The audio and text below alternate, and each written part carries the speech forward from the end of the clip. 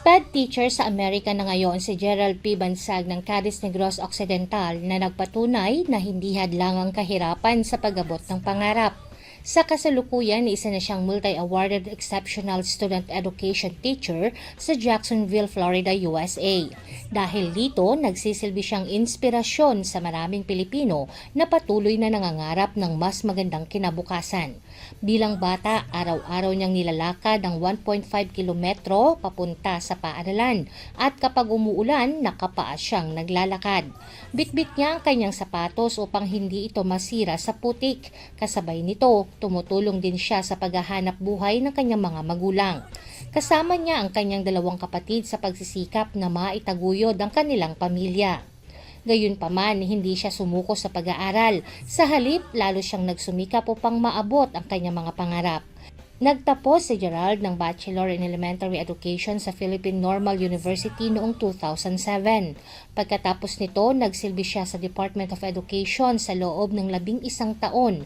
Naging grade 5 mathematics teacher at math coordinator din siya. Bukod pa rito, nagsilbi siyang trainer, mentor, module writer at validator. Dahil sa kanyang dedikasyon, nakapag-ambag siya sa pagpapalakas ng kalidad ng edukasyon. Noong 2022 sa edad na 37, nagtungo siya sa Estados Unidos bilang isang J1 exchange teacher.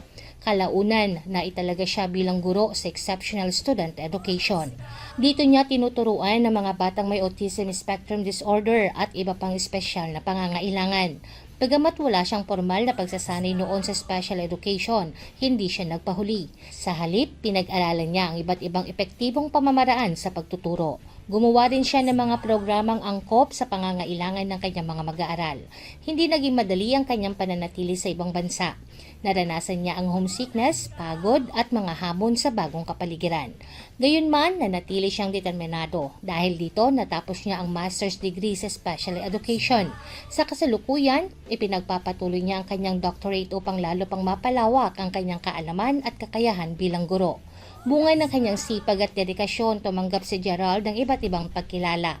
Kinilala siya para sa kanyang ambag sa edukasyon, pamumuno at paglilingkod sa komunidad ng mga gurong Pilipino sa ibang bansa. Jovelyn Astrero para sa Balitang Unang Sigaw.